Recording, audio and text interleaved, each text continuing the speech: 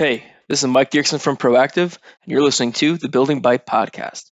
Tune in as we spotlight our guests, David Guerino, Senior Vice President and Managing Director at KeyState Companies, and Scott Allan, Chief Risk Officer at STO Building Group. Our episode today is focused on understanding captives as an alternative. For more information on this episode and others, please check out the Building Bite at www.buildwithproactive.com. Welcome to the Building Bite podcast for construction contractors, owners, and insurance professionals, where you'll hear from the experts about key topics to help you be successful. I'm Chris Epps, a Vice President with Proactive, and I'm joined here with my co-host Mike Diercksen, our Manager of Marketing and Business Development. Our guests today are thought leaders in the captive insurance space, David Guerino and Scott Allan. David is the SVP and Managing Director at KeyState Companies, and Scott is the Chief Risk Officer at STO Building Group. Scott, how are you this afternoon? Doing very well, thanks, Chris. And David, how about yourself? How are you today? Couldn't be better. It's Friday afternoon. We're happy to have you guys on, and got a big discussion here today. Mike, how about yourself? How are you? I agree with David. It's a Friday afternoon. It's a great time, so excited to get this conversation going. All right, fantastic. Well, let's jump in. Thank you guys again for joining our show today. Definitely a pleasure to connect with you both. Before we dive into our main topic, I was hoping each of you could tell me a little bit about your respective careers and kind of how you got to where you are with each of your respective companies. Why don't I kick it off? I've been in the risk management field for more years than I would like to admit to, but it does add up to about 35 years. Both on the broker side and the risk management side. I've worked for Marsh in a couple of different stints, at one point leading their real estate practice. And most notably on the risk manager side, I was the risk manager for the Lehman Brothers estate after the bankruptcy, which was a fascinating 8 years in my career. Most recently, before coming to STO Building Group, I was the chief risk officer at the related companies, which built Hudson Yards in New York. So another fascinating set of experiences. And now really pleased to have just started the next phase of my career with STO Building Group, which is a large construction company headquartered here in New York. All right, David, how about yourself? Very good. So I've been in the captive insurance industry since 1997, where I joined Willis Caroon back then, was able to rise up through the ranks to managing director for the North America or U.S. operations. And then just over 4 years ago, I made the transition to KeyState Companies and to lead being the managing director of the captive operations over here. So we've been in a number of different scenarios, seen captives work through a number of complex insurance and reinsurance structures. So and prior to that, I actually did about a 1.5 year stint in a public accounting firm. So by trade, I'm an accountant, but pretend to be an insurance guy. Well, we're happy to have you on the insurance team here, David. So that's good. Diving into our main topic, it's something that I feel like Chris and I go to these conferences. It's the buzz. Captive seems to be the buzzword everyone's talking about. So our topic today is understanding captives as an alternative. So I'm sure there's a few of our listeners who are really eager to kind of learn a little bit more about this and really center around that discussion with your experience in that space. So with that being said, David, could you give us some insights, kind of how captives are providing a relief as an alternative solution in the commercial insurance market? Yeah, absolutely. And first and foremost, I would start out the conversation that captive solution is not always the right answer. We get phone calls all the time. I actually got one the other day. Somebody's like, my insurance premium went from $40,000 to $60,000, and I want a captive. And that's just trying to understand what's out there. So you have to make sure that you're doing the dotting your I's and crossing your T's. From our standpoint, the most important thing, that's really driving captives is you find challenges in the insurance marketplace. And if you're finding an area where, as a company that you're spending risk transfer premium dollars and your losses are not coming to, that's a great line to be thinking about adding to your captive insurance company. We've seen some recent uptick in areas of interest, and I guess this is why we're here talking construction. We're real estate. I think basically, I'm not kidding. I probably talked to roughly 5 to 8 real estate companies that are looking at how a captive insurance company could help mitigate and manage their insurance costs, because everything is just going up so much. Mm-hmm. And Scott, I mean, I think you had an experience yourself that maybe you could share a little bit about as well within this captive space. Yeah, I've worked for a couple of different companies that have had captives related, had a very robust captive that we used to retain in the construction industry with the high retentions under the casualty programs and dual line owner controlled or CSIP programs. We use the captive to run our self-insured retentions that amounted into the hundreds of millions of dollars.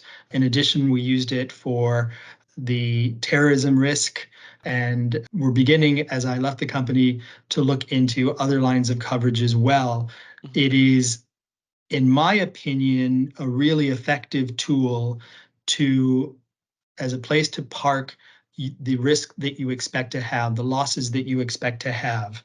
It is inefficient to park those risk exposures with commercial insurers who only, if they're paying out more than 70 cents on the dollar of premium you've paid them, you're not a profitable client to them. So it's a really inefficient way to ensure anticipated risks. Related was a large multifamily housing company, for example. So property risks are anticipated to a certain extent. We used our captive to ensure those expected property losses so that we were only using the commercial market for the unexpected and catastrophic type losses. You can do that along all lines of coverage within the construction industry as well. I guess what I would add to that too is, to help manage and mitigate your risk, right? I mean, I'll give a shout out to Willis Towers Watson. They do a great job with their market realities material that's published. And for 2024, they talked about how rate predictions are, some are up, some are down, some are flat. Most of them are up. And that's when, again, we received a lot of phone calls to say, hey, I've been seeing these 10, 50% rate increases. In some years, it was upwards 100%. And that's a hard nut to swallow when you're just sending those dollars out to the commercial marketplace.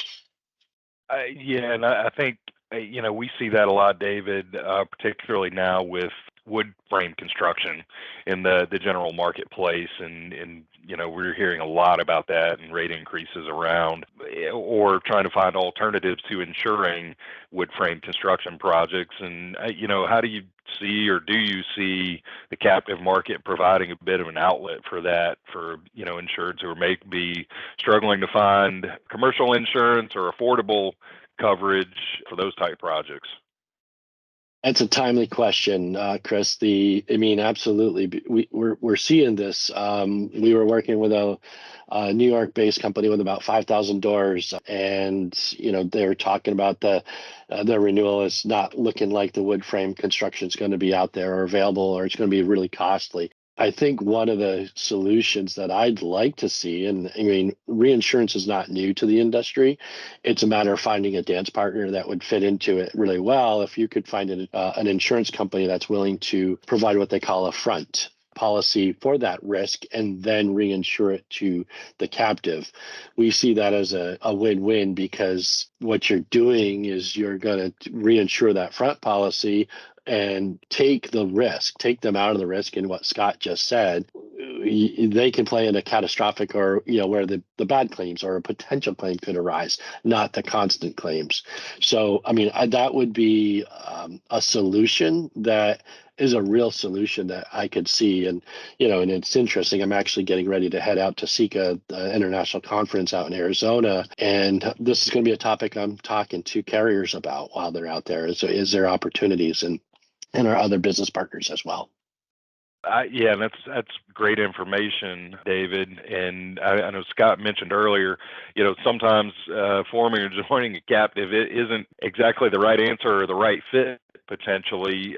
Where do you think insureds are maybe struggling with that, or the idea of forming a captive, or maybe, more importantly, do they struggle with when to form a captive? It's like it sounds good. Like Mike said, it's a kind of a hot topic at the moment right now. All the conferences we go to, we hear a lot about it. But Yeah, what's the problem with the when and the where and the how? It's always a challenge. It's an interesting challenge. We have to talk through this a significant amount. Capitalization, right? If you form your own pure captive or a captive, there are certain capitalization requirements that are required by various domiciles. Generally, as a rule of thumb, if you're carrying a certain amount of reserves, a regulator wants to see you put a reserve to surplus ratio of 4-to-1, meaning if you got $1 million in reserves, or you need to have $250,000 of capitalization in the captive. And, when it comes to related, we had millions of dollars in reserves. And so the capitalization requirement was much higher. So that is probably the biggest hurdle you're faced with when you're looking at a captive, because, the C-suite is looking at, okay, if I have to tie up capital over here, what's my return on that investment? Or you have to kind of look at net present value, calculations around that. I'd say the second point around here is talking about the redirecting of fundings, right? You're taking money, again, you're taking premium dollars out of the operation and putting it into the captive. So that's on the premium side, not just the capitalization. It's an interesting scenario we were also faced with, and it happens more times than not, is your complexity of the broker that you're partnered with. Occasionally, the brokers see the captive as a threat. They don't see it as a tool in the toolbox and a solution for their client. They see it as they're losing premium dollars and then ultimately maybe losing commission. So that's another big hurdle. And we talk about management buy-in. That you might be engaged to go through a feasibility study. We just did one for a large furniture company, and now we're at the point where, okay, rubber hits the road. Now people need to commit. And, it's a great tool in toolbox. It's going to be a management tool, and there's some overall savings that are available. And then probably the last item here is, from a company when they're setting up a captive, is the administrative burden. It's internal and external, right? So generally most state domiciles, U.S. domiciles require an approved captive manager. So that company needs to work with them. And then, I got to take their financials and bring it into my system, and I got to understand it, and I got to account for it. And Scott, I'll let you, I know you educate people within your company, but then there's turnover, and you're like, but this is why we're doing this, So, and you are running an insurance company. So there's a lot of administrative financial analysis that needs to be done to keep you compliant with the regulators. A good captive manager can do much of the heavy lifting, but there are certain non-delegable responsibilities to owning a captive. And Dave, if I can chime in, you mentioned that a broker might see a captive as a threat. The other challenge I've had historically is, as you try to grow the utilization of your captive in any given line of coverage, the commercial insurance companies are kind of addicted to your premium, and getting them to give you the adequate premium relief for your increased retention that you're running through the captive can be a real challenge. Well, I mean, these are interesting points, and one thing that's kind of jumping out to me is, so these are kind of the hurdles, right, that you have to go through, and you have to really know what you're getting yourself into when you're seeking a captive solution. But we also wouldn't be here if there wasn't some viable and dynamic solutions from captives, right? So I wonder, and maybe David, we'll start with you, and then, as I understand, Scott, you really benefited from this system, so you can even elaborate further. But could you give us kind of the lowdown? What is the perks? What are the benefits? And how is going to a captive a dynamic solution once you are able to overcome some of those challenges? Absolutely. I love to give an example of one of my clients that was, again, and it's not just construction, but this one's in a medical device manufacturing. They had a sizable retention, and when we did a presentation with the risk manager, she's like, I love controlling my destiny. You control, you take up a retention, it's your money, your first dollar. So the way you're going to spend your money is different than the way AIG or a big insurance company is going to spend your money. So that's probably the one huge opportunity.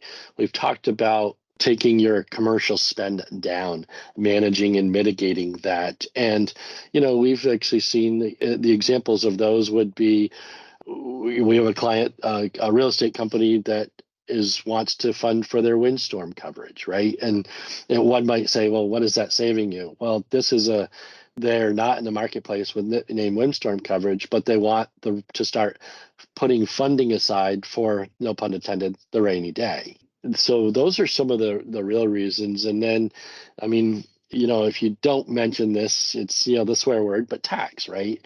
There are some tax benefits generally when forming a captive, but when we get a call and the first thing out of their mouth is tax, you kind of say, you've reached my voicemail, and you hang up on them because that's not why you do that. That's not why you do a captive. The captive is there as a tool in a toolbox, managing your risk and so on and so forth.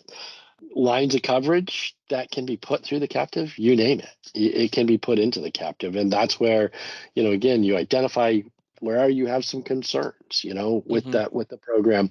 I have actually a really interesting scenario, a very high profile New York client with buildings, through Manhattan, historically used their captive for terrorism, right? So I think, Scott, you already mentioned terrorism. Basically, you can use your captive to fund for the terrorism risk in certain forms or fashions. And this client, every time you go in, to the board meeting, hey, what do you think about your captive? We should be thinking about doing something else. Nope, never going to do anything with this. They then were starting down a large multi-$100 million project, and they started talking about OSIPs, owner-controlled insurance programs. And then what they did, they started working with their broker and coming up with pricing to fund that higher retentions related to the project. And they also were talking to general contractors out there to come to the table with a CSIP. And at the end of the day, they awarded the contractor, the GC, the contract, and they said, we also are going to give this to you, but we want to take 50% reinsurance of that program.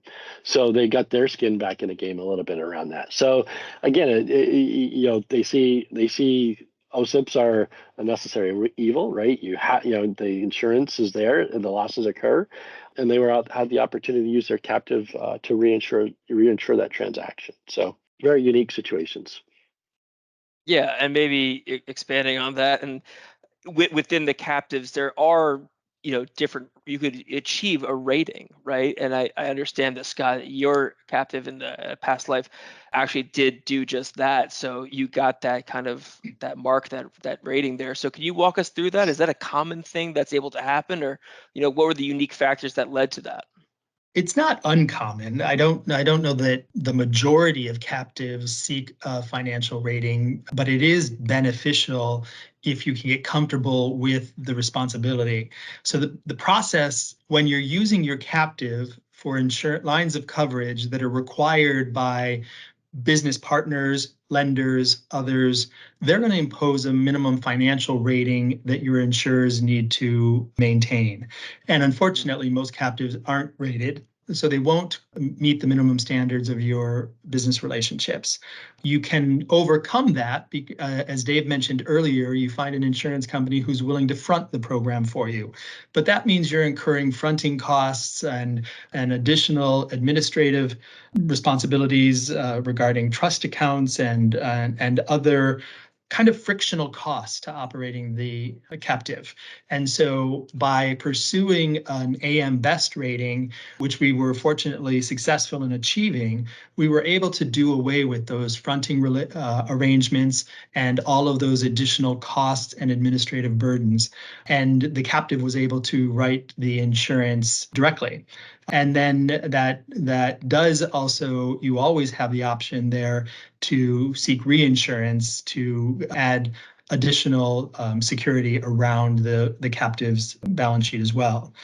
But the process to obtain a AM Best rating or a financial rating is not for the lighthearted. It's as we demonstrated, it's completely doable, but you do need buy-in from the parent company.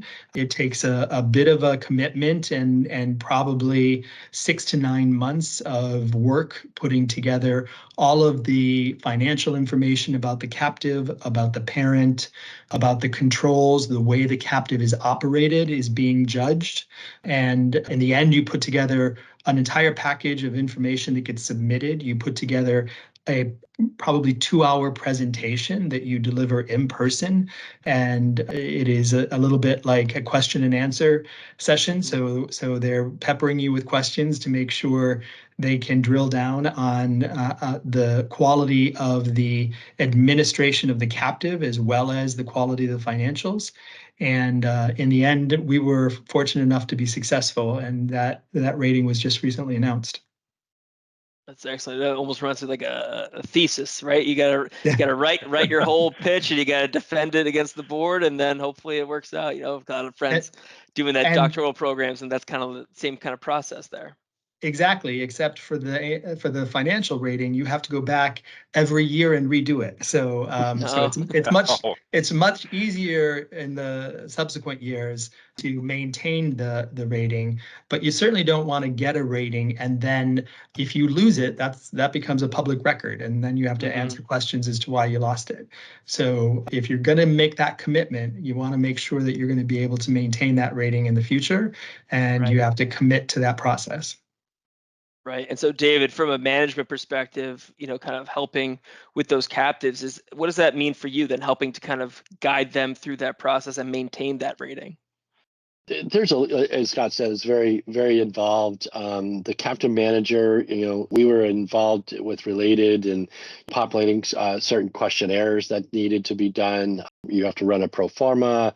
As Scott said, you have to do your presentations, and then on a quarterly basis, you now then have to provide quarterly financial statements to AM Best because they just want to make sure that you're continuing to perform the way you initially laid out. Again, what's interesting is you can go through this process and decide not to take the rating. And, which I've done that at least once so far. And it was a construction company that was looking to be rated. And we went through the whole process, and it was a healthy process, but we didn't get the rating that we wanted.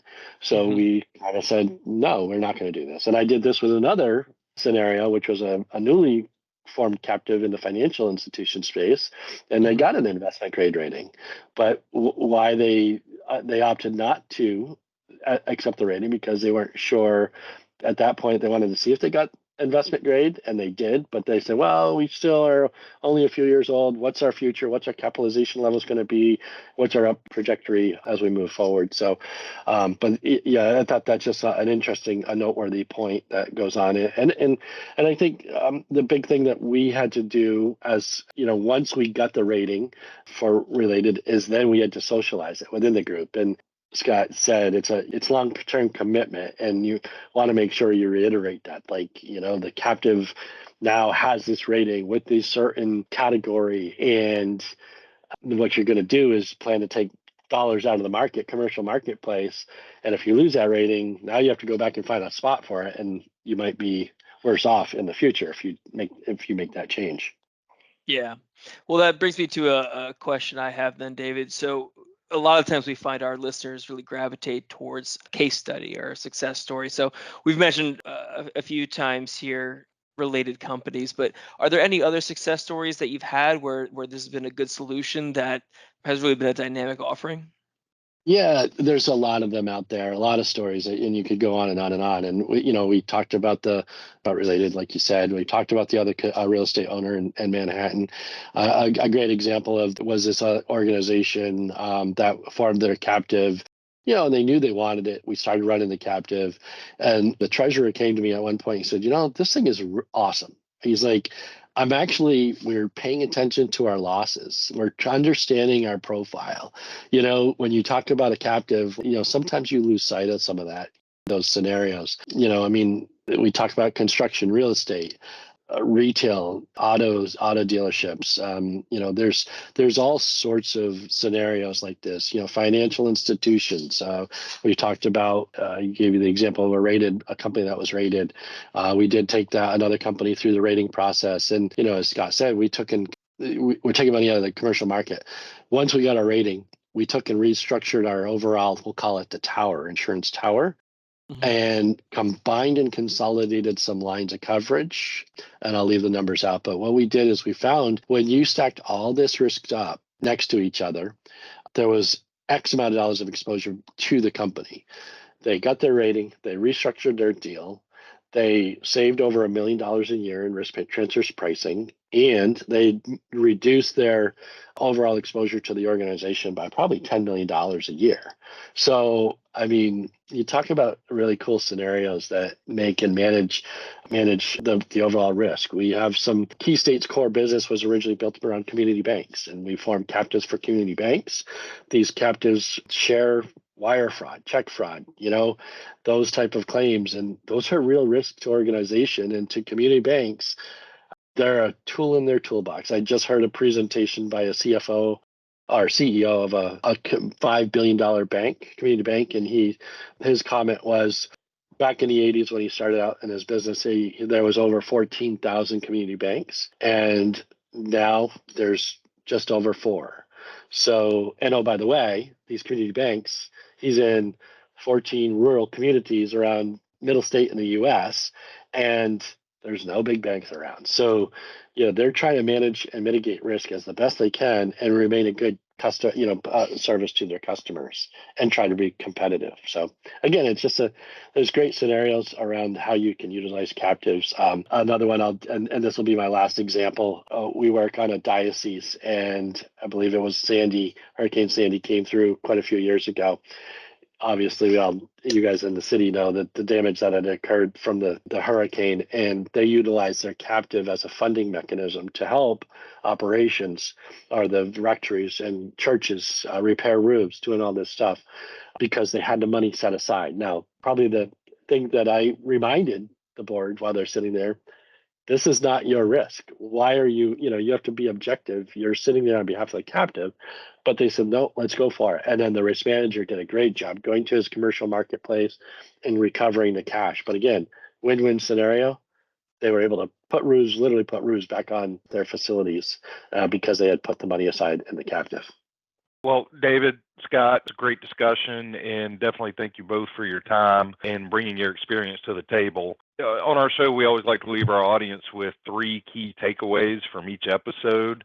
Given our discussion today, what do you think those should be for somebody who is asking questions around a captive or maybe considering that in earnest? Yeah, I'll jump in, and Scott, feel free to jump in as well. I mean, I think the takeaway is, as a captive is a great tool. It's a formalized funding mechanism. It's a regulated entity in the state that you choose to domicile it, and it's there to manage and mitigate the cost of risk. I'd say a second key takeaway is there's a misconception, and I think it kind of leads into a following question, but we can elaborate on that if you form a captive and you fund your risk and you're wholly owned pure captive insurance company, the risk has gone away. It's not the case. You have to make sure you educate your owners of that, or the C-suite and the key stakeholders, that just because you funded it in the captive, it doesn't go away. It can be used as a risk transfer tool, and that's what it's supposed to do. You got 15 entities within your organization. Everybody gets their piece of the premium. They pay in their premium to the captive. It's shifted over to this entity. Now they can go away and just run their operation to the best of their ability and not have to worry about, how am I going to, what if I get dinged with this loss? Well, if you have bad claims, you'll get dinged at your renewal. The underwriting process is very important around that. And I'd say the third takeaway here is, we've said it already a couple times, but it's not for tax purposes. There is some benefits, but that's not the key reason you form a captive. It is by far the way down the list. Dave, I'm going to go rogue here and add one more, if you guys don't mind, and that is making sure you partner with really strong business partners, the captive manager being the most important one. And they can make or break how easy or difficult it is to run and operate your captive. So from captive manager to audit to accounting to legal, make sure that, and actuarial services as well, make sure you're aligning yourselves with strong partners. In my past lives, I've benefited tremendously from, most recently, my relationship with Dave and KeyState. Just did a fantastic job of doing a lot of the heavy lifting and really ensuring our success in our effort to get our financial rating. Scott, your box of chocolates will be in the mail. Thank you very much. Or maybe a jug of maple syrup from Vermont. I was going to say, Scott, that was spoken with the conviction of a guy who's lived through that a couple of times, for sure. Absolutely. You only learn how important your support services are when you figure out that they're failing you. So a couple of past experiences taught me to really focus on that. And then you realize what a drag they've been on your operations once you align yourselves with really strong support. It's a major through line that we see all too often, Scott, in this industry. It's relationships. It's Absolutely working with good people. And, like you said, you don't necessarily know what you got until you see how good it could be in some ways. So the next question, in addition to the takeaways, an action item. So if I'm listening today and I'm GC, sub, anyone of the stakeholders in the industry, and I'm thinking about captives, I'm trying to go, okay, this makes sense to me. There's some good things here. What's my first step? What would be the first thing that they should be looking to do, whether that's internal or external, when considering this as an option? I'll jump in here. From this point forward, the best scenario I see is talk to your broker, right? I mean, talk to your insurance broker. They understand your program, and if they do not completely buy in, then you can talk to your, captive consultants or actuary or a state regulator, right? I mean, you can go to. There's so many captives that there's 40 plus domiciles out there with captive legislation, and you throw in a plug to Vermont. Vermont just took over as the top domicile, so you can also reach out to them. But what you can do is, you find a captive manager or a consultant, and they're going to talk to you. Hey, they'll pick up the phone, they'll give you a call, and as I said, that scenario, my premium went from $40,000 to $60,000. I'd love to sell you a captive, but or form a captive for you, but it just doesn't make sense. So reputable firms will tell you right away if it think it makes sense or it doesn't. One thing you should have readily available is when we start a process, we get into an NDA with a prospect. We ask them, send us your policy register, which will show your limits, deductibles, premiums, so on and so forth. Then we will ask for some losses, some claims history of those, and then hopefully those are in Excel. We can spin some data pretty quickly. And then usually an organizational chart. What's your program? What's your structure look like? And generally within a few minutes, you can have a conversation with somebody that says, yeah, this really does make sense. It's a brilliant idea. Or we've seen this a ton. Or, hey, maybe we got to look into this a little further. How can we help you provide that solution? So I think that's a very important process to make sure you get comfortable with whoever you're working with. I think it goes with what Scott, you said, your vendors, right? Don't make sure they feel like you're with a person that's just there to charge you dollars. I've had conversations, we formed a captive for a community bank in the siblings business over here in the law side. They sent me all their information and they had low deductibles and they're spending $500,000 of premium. And I said, look, this is a great idea, but if you increase your deductibles, you're only going to be able to save a couple $100,000. It doesn't make sense for a captive. So again, you can have those conversations pretty quick, but it's having your hands around that, having your stuff organized is very helpful to be able to track, to understand. That's great. And before we let you guys go, we always like to hit our guests with a few rapid fire questions. And I've got one I was kind of maybe itching to ask Scott, because your answer might be a little bit different than David's, given where you sit as a chief risk officer. But what do you think is maybe the most misunderstood aspect of captives from your perspective? Yeah, a couple of things come to mind there. As Dave mentioned earlier, there's a misconception that captives are done for tax reasons. And while there may be some tax advantages that accrue through the process, that is not the reason to do a captive.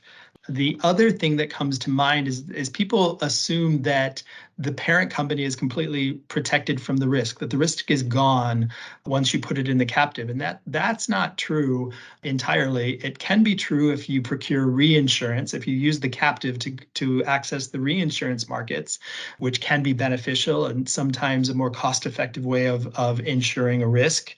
But absent that reinsurance, this is a formalized way of managing the risk on the company's balance sheet. And so those are the two biggest misconceptions, I think. Yeah, you guys have such a wealth of knowledge in this space. And like we said, there's a lot to learn, but you certainly have learned so much of it. David, a question for you. What makes you the most excited about working in this space? It seems like things are really buzzing about captives. What gets you jazzed about that? Working with clients like Scott, and then you get, and I'm going to go back to I think my first board meeting that I attended in 1997, still young and had a full set of hair. We were sitting around a fire after the board meeting, and this gentleman was retiring, and his comment was something, in this industry, you meet friends. And, being fresh to the industry, I had no idea what that meant. And I think that's true. True and true over. Again, Scott and I have had the pleasure of getting on the slopes together, but he's going to hold my feet to the fire too, right? And it's across the board, across all industries. I've got people out there that I consider them friends in the industry, but again, they're going to hold my feet to the fire, and that's what they expect. They expect me to hold my team accountable as well. So that from that, it's more on the personal side, but I think it also makes what we do incredible. It's not the same deal every day in and day out. We get to grow together. We get to be challenged together. So that's kind of what excites me about what we do. That's a great answer. So, and now the question we're all waiting for. This is the Building Bite podcast, and it's building insurance technologies with the experts. You are today's experts. So we always like to ask, what are you taking a bite out of today? So I know, David, you're up in Vermont. Scott, down in New York City. We'll go to Scott first. Scott, what are you taking a bite out of? It's New York City. That's a tough to narrow it down because we enjoy a buffet of great options for enjoying a good bite here and there. I'm gonna say two things come to mind. And number one, if it's a special occasion or you're trying to impress somebody important to you, then Peak Restaurant at the top of Hudson Yards has both a spectacular view, but it also has a Michelin star, and the food is absolutely amazing. But if you're looking for just everyday good food in Manhattan West and in Midtown West, there's a great Mediterranean restaurant that's open called Zao Zao's. Just a really fun environment, terrific food. Not gonna say Rudy's, where you get a hot dog with every beer you order. That's my favorite eating establishment in Manhattan. And I'm gonna get a lot of flack for not just saying good old fashioned New York pizza. That's right. Well, at Sbarro's, like Michael Scott told us, that's how you go. David, how about yourself? What's going on up in Vermont? Well, of course you got Ben and Jerry's. You can't come to Vermont without having a little Ben and Jerry's, and Vermont maple syrup is arguably the best maple syrup around. But from a restaurant standpoint, let me see. Actually, I would say Lunig's, and I do have to give a little plug to Burlington. I always say Burlington college towns have great restaurants, so you really don't go too wrong here in our little state of Vermont. There you go. We'll tell them David sent us when we go there. Yeah, I know it's getting late in the day too now because I heard all that. And now I'm hungry and ready to hop off this call and make like a charcuterie plate. I feel like coming out of this. But at any rate, guys, Scott, David, thank you guys for chatting with us today. We really appreciate the time. Hey, giving you guys a little bit of a plug here at the end for our listeners who want to hook up with you after the podcast. Where can they find you? David, I'll defer to you first. Sure. Of course, I'm on LinkedIn, David Guerino, Guerino. Or, if they need to give me a call, my cell is 802-233-2624. Or my work email is dguerino@key-state.com. All right. How about yourself, Scott? I'm also on LinkedIn and pretty easy to find there. Note my last name is spelled Allan, and my email address is scott.allan@stobuildinggroup.com. Wonderful. Well, thank you guys again for joining us today. Again, really appreciate the time and the expertise you guys bring to the discussion, and look forward to seeing you both out on the conference circuit soon. I'm sure we'll cross paths again. Thanks for having us. Thank you for listening to The Building Bite. This podcast has been brought to you by Proactive. Check us out on thebuildingbite.com, where you can subscribe to our newsletter and follow us on social media for all future The Building Bite news and updates. You can also find us on your favorite apps, including Apple and Google Podcasts, Spotify, Stitcher, TuneIn, and Amazon. If you have ideas for episode topics that we should cover on the show, or you know somebody who would be a perfect guest, let us know at connect@thebuildingbite.com.